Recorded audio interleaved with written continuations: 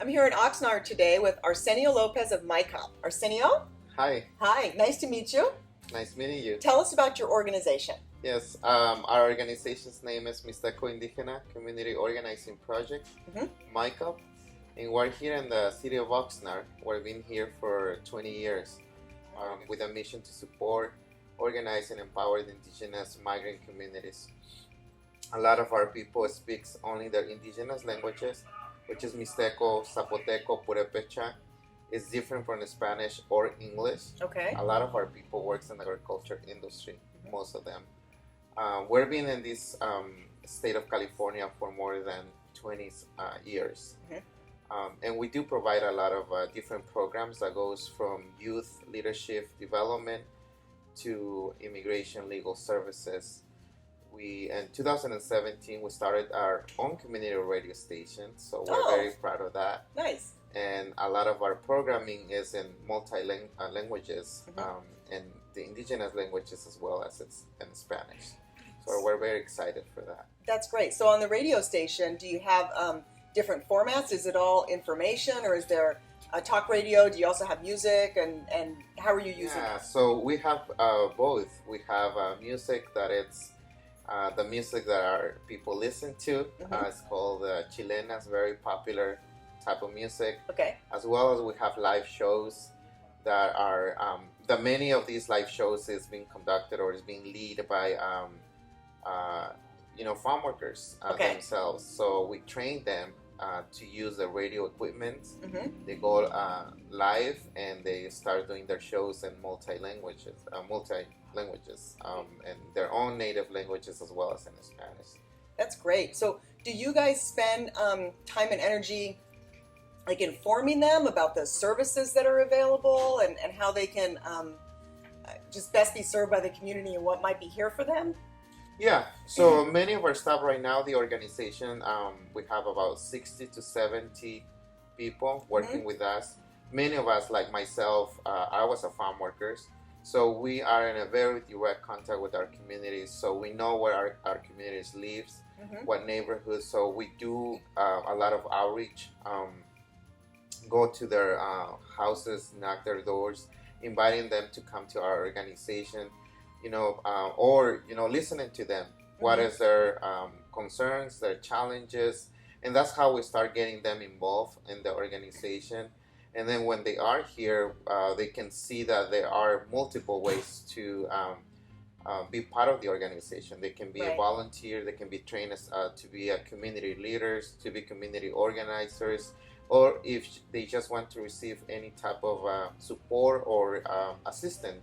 Right. Whether if they need food, for example, if they need clothes, Mm-hmm. but also if they need information about other resources that are available for them and for their Right. children.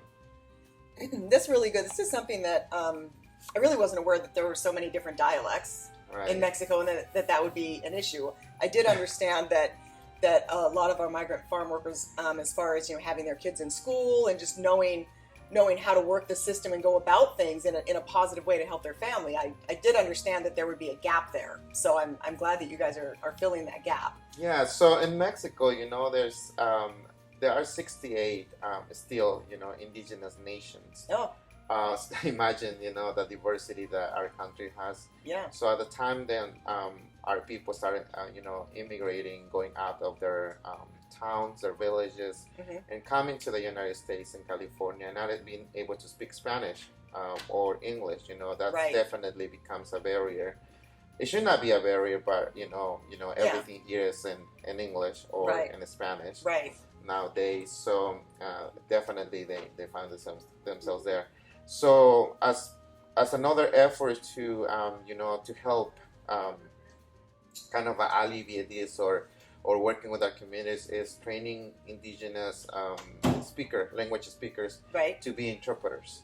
Ah. And then we do contract with other agencies, and we provide interpreting services to those companies or to these agencies that serve our communities, like Right. schools, like hospital or Right. clinics. So we provide them with the support, and so they can have interpreters and their staff. Right.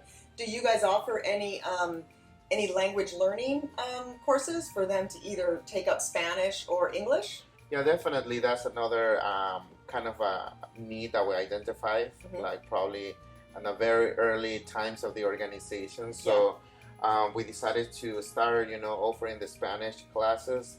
I know there's questions there. Why not English? If they're already learning Spanish, Right. But it's a it's probably easier, right? Right, Yeah. because of we're being interacting with probably the Spanish world for more than 500 years already. Yeah. So for our people, it's easier to. That's an easier bridge. I can totally see that. Go and learn.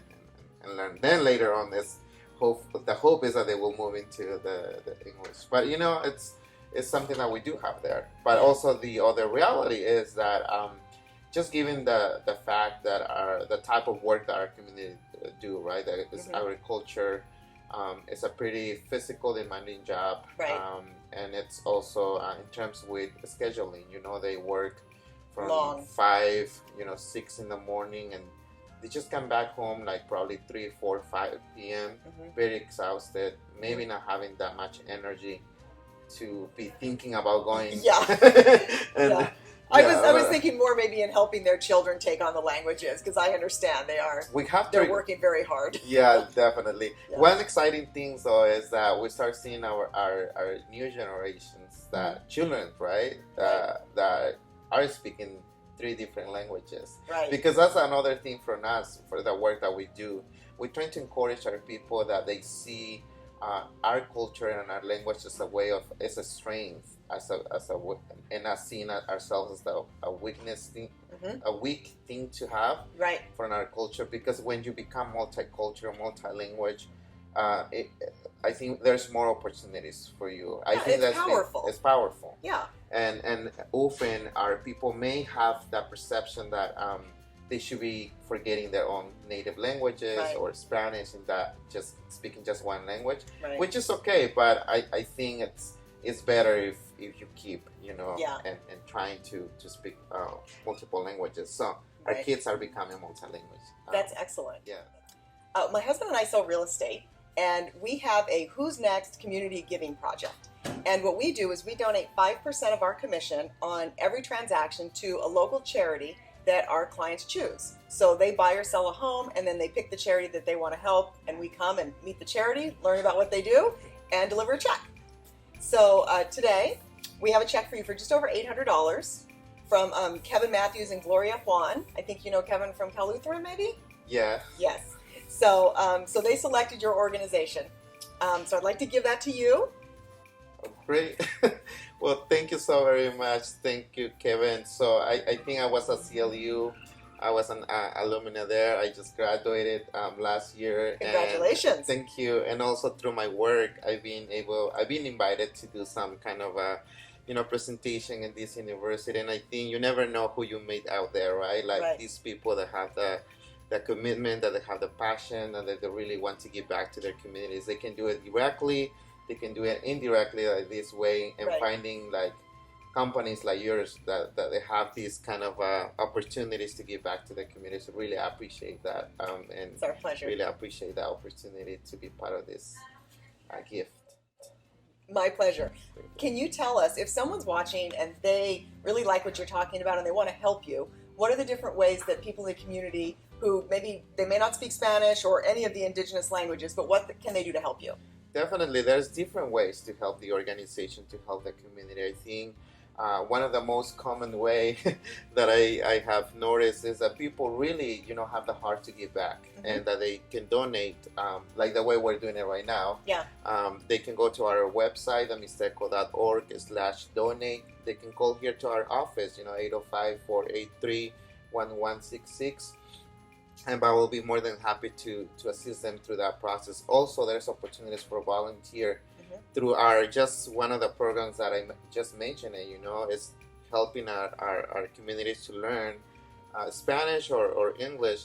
There's also other opportunities, like we are involved, in policy work that advance or create more equal or social justice for our farm workers. There's some petitions where we need, supporters like probably your audience that they don't know who's picking out there the food that we eat every day, who Right. is in our backyard, and they really want to make a difference to the life of those farm workers. And many of these farm workers are indigenous people that probably only speak their indigenous languages.